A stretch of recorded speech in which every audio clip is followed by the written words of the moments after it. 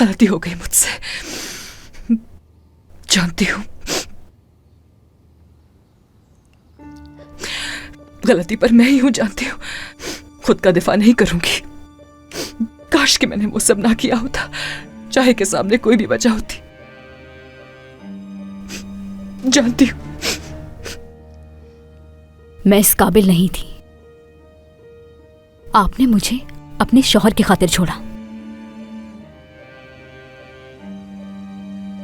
और आपका शौहर आपको छोड़कर एक नौकरानी के पास चला गया।